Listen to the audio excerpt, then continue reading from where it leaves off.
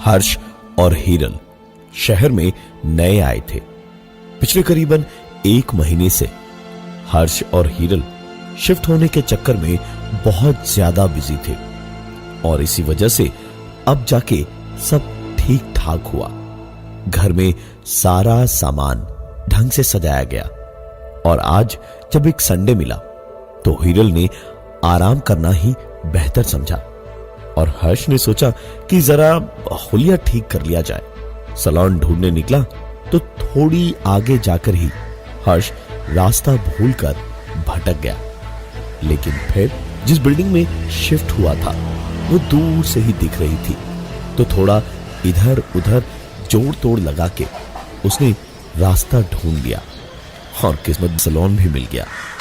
Sunday के दिन salon में जाते ही नंबर आ जाए ये कम ही देखने को मिलता है।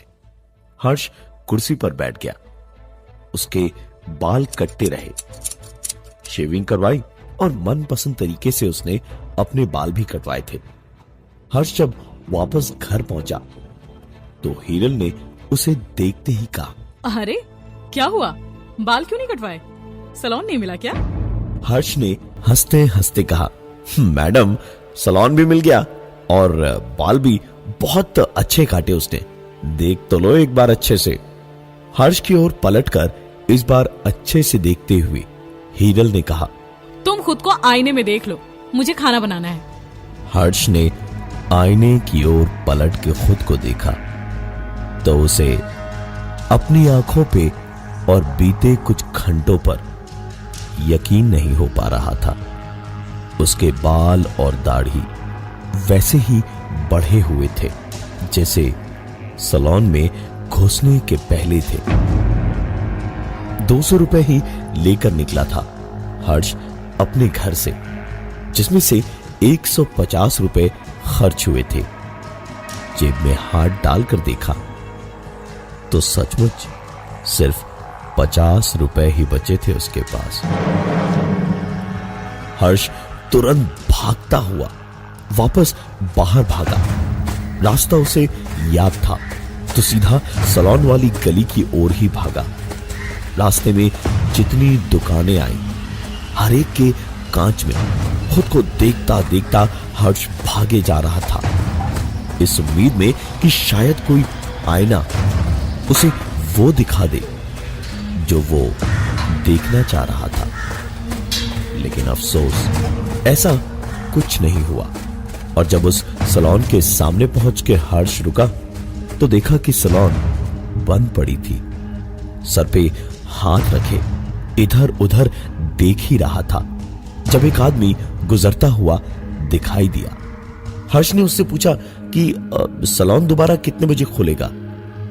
तो उस आदमी ने थोड़ी शक भरी आवाज में कहा, क्या कहा आपने?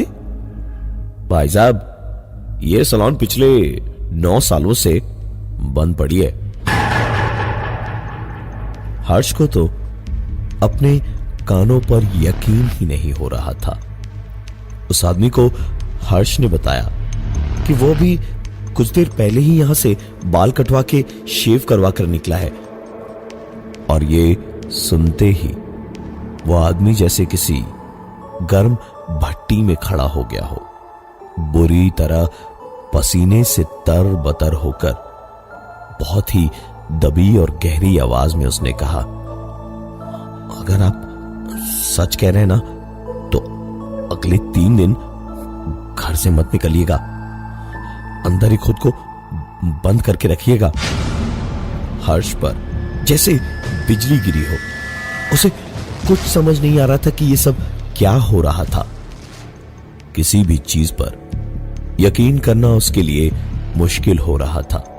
वो वापस घर की ओर चल दिया और बिल्डिंग की सीढ़ियों से चढ़ते वक्त हड़बड़ी में उतरते हुए एक बूढ़े से टकराया जिसके हाथ में पकड़ा डब्बा गिरा और उसमें से कंघी, कैंची, शेविंग क्रीम और उस तरह निकलकर बाहर गिरा। हर्ष ने पलट के देखा और सामान उठा के उसे देते हुए पूछा, किसके घर आए हो बाबा? उस आदमी ने बताया कि 5वें माले पर किसी बुजुर्ग के बाल काटने आया था। हर्ष भी उस बूढ़े को रवाना कर अपने घर लौट आया। हर्ष अंदर घर में घुसा ही था तो सामने देखा हीरल टेबल पे खाना लगा रही थी और दरवाजे की आवाज से हीरल पलटी और मुस्कुराकर बेहद खुश होते हुए उसने कहा, अरे वाह, इस हेयर कट पे कितने अच्छे लग रहे हो तुम। अच्छा हर्ष, जाओ जल्दी नहा लो, खाना तैयार है। हीरल बोलती जा रही थी और इधर हर्ष उसके बोलते बोलते आईने की ओर पलटा और खुद को उसमें देखा। बर्फ की तरह वहीं के वहीं जल गया। उसकी दाढ़ी ताजी ताजी शेव की हुई थी और बाल वैसे ही थे जैसे उसने सैलून में कटवाए थे। हर्ष खुद को आईने में देखकर यकीन नहीं कर पा रहा था और एक ही सवाल खुद से पूछे जा रहा था कि अभी बाल कटवाए तो बाल वैसे के वैसे ही थे और जब सैलून बंद था तो उसके बाल कैसे कट गए। खैर, घर में तो कोई दिक्कत नहीं होनी थी। हर्ष नहाने गया और शावर चला के शैम्पू लगाने लगा, लेकिन जब शैम्पू से बालों को धोना शुरू किया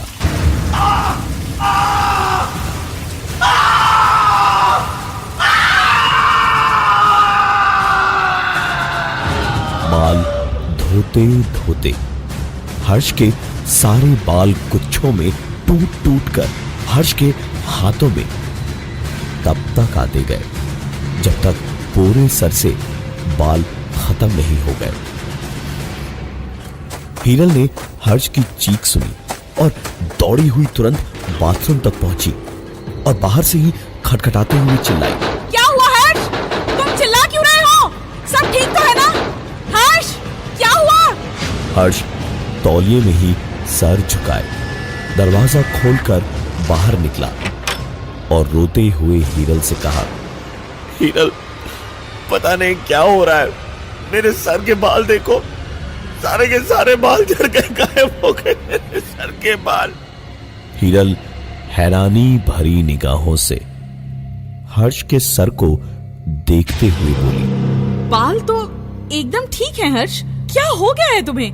हर्ष ने तुरंत सर पे हाथ रख के देखा तो सचमुच बाल थे सर पे। उसने हीरल से कहा कि वो खाना नहीं खाएगा, 2 नींद की गोलियां खाकर चुपचाप आज सो जाएगा। हीरल कभी भी हर्ष को ऐसे वक्त पे दवाइयों या किस्मत के भरोसे नहीं छोड़ती। हीरल ने भी कहा कि वो भी नहीं खाएगी और कोई गोली खाने की जरूरत नहीं है। उसने हर्ष को बड़े प्यार से समझा बुझा के अपनी गोद में उसका सर रखा और बालों में उंगलियां चलाते हुए उसे सुलाने की कोशिश करने लगी। हीरल बिल्कुल किसी बच्चे की तरह हर्ष को सुला रही थी और थोड़ी ही देर में उसे सुकून की नींद सी आने लगी। एक झपकी उसे आई ही थी जब हीरल ने अपने हाथों से बालों में हाथ चलाते हुए एक मुट्ठी बाल पकड़े और नोच कर उखाड़ दिए। हर्ष चीखता हुआ अपना सर पकड़े उठकर बैठ गया और तड़प के हीरल पे चिल्लाने लगा, क्या कर रही हो हीरल? पागल हो गई हो क्या? बाल नोच डाले मेरे तुमने। हीरल के हाथ में कुछ था जिसे दिखाते हुए उसने हर्ष से कहा, हर्ष, ये वही मसाजर है जो तुम लाए थे मेरे सर दर्द के लिए। तुम रहने दो, तुम अपनी गोलियों के साथ ही सो जाओ। और इतना कह के हीरल ने हर्ष को नींद की गोलियों की शीशी पकड़ा दी और बाहर लिविंग रूम में टीवी देखने चली गई। हर्ष ने दोनों गोलियां एक साथ पानी के साथ निगल ली और लेट गया। कुछ देर तक तो कुछ नहीं हुआ, लेकिन फिर उसे नींद की झपकियां आने लगी और नींद की पहली झपकी आते ही हर्ष एक बार फिर चीख कर उठा, क्योंकि उसके बाल किसी ने खींचकर उखाड़ लिए थे।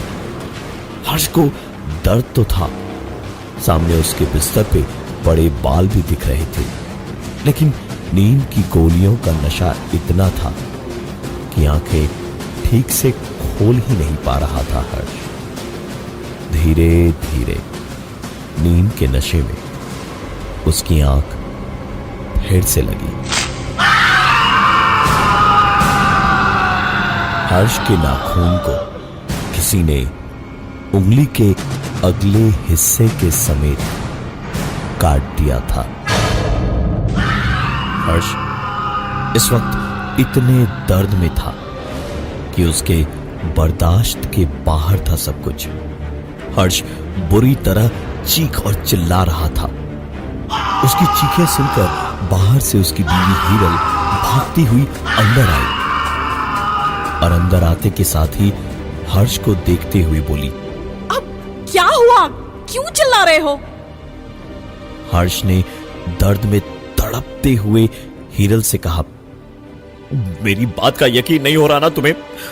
अब देखो, ये मेरे सर के बाल कैसे खींच के उखाड़ दिए, और ये देखो नाखून उखाड़ के निकाल।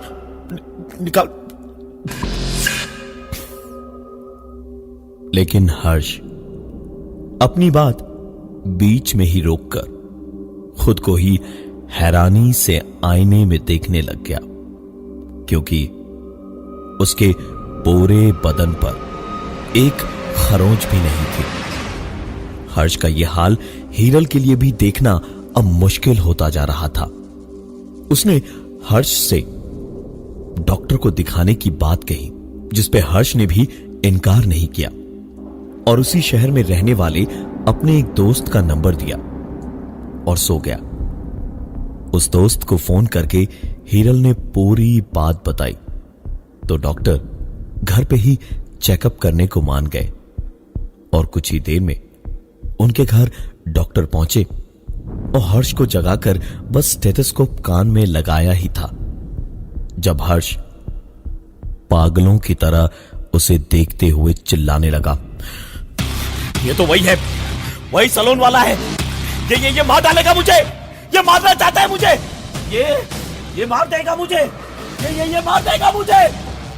इतना कहते ही हर्ष उस डॉक्टर पे चीखता चिल्लाता हुआ पलंग पे किसी डरे हुए बच्चे की तरह बैठ गया। डॉक्टर बड़ी मुश्किल से हर्ष के पास गए और उसे बेहोशी का इंजेक्शन दे दिया। काफी देर बेहोश पड़े रहने के बाद जब उसे होश आया तो पूरे घर में एक अजीब सी शांति थी। इतनी खामोशी कभी कहीं नहीं देखी थी हर्ष ने। उसे लगा जैसे उसे सुनाई देना बंद हो गया है। एक दो बार कान साफ करके भी देखा, लेकिन खामोशी उतनी ही थी। उसने हीरल को एक दो बार आवाज भी दी, हीरल, हीरल, हीरल, हीरल, लेकिन कोई जवाब नहीं आया। वो सर दर्द से सर को पकड़े हुए उठा और कमरे से बाहर निकला। उसने हीरल को एक दो आवाजें और दी, लेकिन इस बार भी कोई जवाब नहीं आया। अपने घर के गेस्ट रूम का दरवाजा उसे खुला हुआ दिखा और पंखे के चलने की आवाज भी आ रही थी। उसने गेस्ट रूम में कदम रखा तो उसकी आंखों के सामने जो था उसे बर्दाश्त कर पाना किसी भी पति के लिए आसान नहीं था। सामने पलंग पर हीरल गहरी नींद में सोई हुई थी और वही सलोन वाला उसके पास सो रहा था। हर्ष की आंखों में ये देख के खून उतर आया और वो चिल्लाने लगा, हीरल ये सब क्या है? हीरल तुमने ये ठीक नहीं किया। मैं तुमसे कितना प्यार करता हूं, कभी कोई कमी नहीं होनी थी तुमने, और तुमने मेरे साथ। हर्ष बोलते बोलते रुक गया, क्योंकि उसी वक्त उसके पैर पे पलंग से एक बूंद गिरी। ध्यान से देखा तो चादर खून से तर-बतर था। हर्ष ने देखा तो उसकी सांस हलक में ही अटक गई, क्योंकि उसके सामने उसकी बीवी हीरल की लाश थी, जिसमें कैंचियां और एक उस्तरा गुथा हुआ था। इस वक्त वो रोए या गुस्से से चीखे, यह उसे समझ नहीं आ रहा था कि तभी उसको पीछे दरवाजे से एक आवाज अपने कानों में सुनाई दी। हर्ष, क्या हुआ? यहां क्या कर रहे हो? हर्ष आंसुओं से नम आंखें लिए पलटा तो देखा उसकी बीवी हीरल दरवाजे पर खड़ी थी। हर्ष ने हीरल को दरवाजे पर देखा और फिर वापस पलंग पर नजर डाली तो देखा पलंग पर कोई नहीं था, सब कुछ ठीक था और हीरल भी जिंदा थी।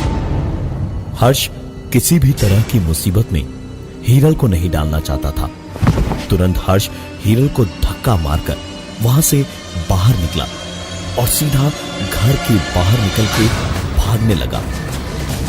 सीढ़ियों से तेजी से नीचे उतरते वक्त अचानक किसी से उसे धक्का लगा और कुछ चीजें नीचे गिरी। नीचे देखा तो 2 कैंचियां, कंघी और उस्तरे पड़े थे। हर्ष झुका और सब उठा के उस आदमी को देने गया तो देखा कि वहां कोई इंसान ही नहीं था। हर्ष को याद आया कि ये वही बूढ़ा आदमी था जो एक बार पहले भी ऐसे ही सीढ़ियों पर उससे टकराया था। हर्ष ने उस पे ध्यान न देकर वहां से बाहर दौड़ लगाई और सीधे जाके उसी सैलून पे रुका जहां से सब कुछ उसके साथ शुरू हुआ था। सैलून का दरवाजा खुला हुआ था। टूटे फूटे जर्जर हाल में बुरी तरह से जला हुआ वो सैलून बरसों की जमी धूल और गंदगी में, वो जले लकड़ी के टुकड़े, पुराना सब सामान देखकर हर्ष यही सोच रहा था कि कल ही तो आकर यहां उसने हेयर कटिंग करवाई थी और आज ये सब क्या था। जवाब में उसको सिर्फ एक विजिटिंग कार्ड मिला। वहीं टेबल पर एड्रेस देखा तो हर्ष की ही बिल्डिंग के 5th फ्लोर का था।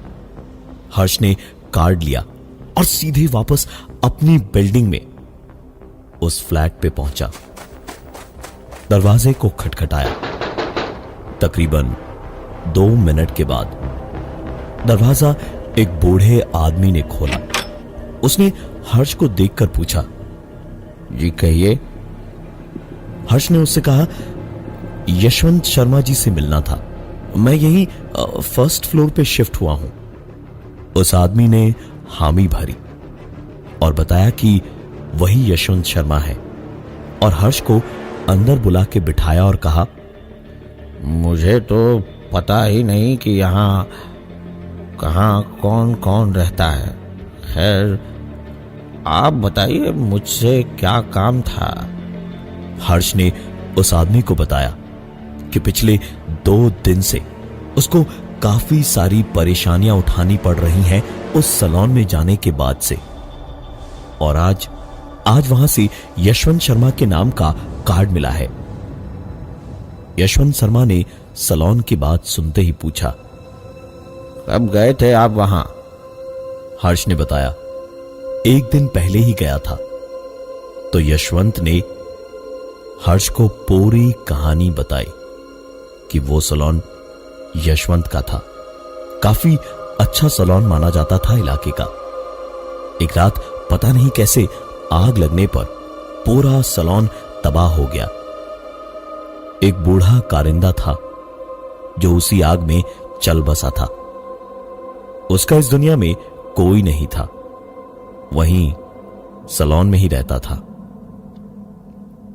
आग से सलोन तबाह होने के बाद यशवंत को तो इंश्योरेंस के पैसे मिल गए, लेकिन उस बूढ़े का अंतिम संस्कार भी ठीक से नहीं हुआ था। जो आखिरी बात यशवंत ने कही, उसके बाद हर्ष को सुकून और खौफ एक साथ महसूस हुए। उसने कहा, 3 दिन घर से मत निकलना, बहुत कुछ दिखेगा, बहुत कुछ महसूस होगा, लेकिन कुछ करना मत, और घर से बिल्कुल मत निकलना। मैं आज तक नहीं निकल पाया। वो रोज आकर मेरे बाल और दाढ़ी काट देता है और मैं कुछ नहीं कर सकता इसमें। हर्ष वहां से निकलकर वापस अपने घर आया और अपनी जिंदगी के सबसे खौफ भरे 3 दिन काटने के बाद उसने अपने घर को बदल दिया। हर्ष वाले फ्लैट में ही सुशांत ने अभी अभी शिफ्ट किया है, और वो भी बाल कटवाने गली में एक सैलून में, जिसकी दीवारें जली हुई थी, वहां पहुंचा है।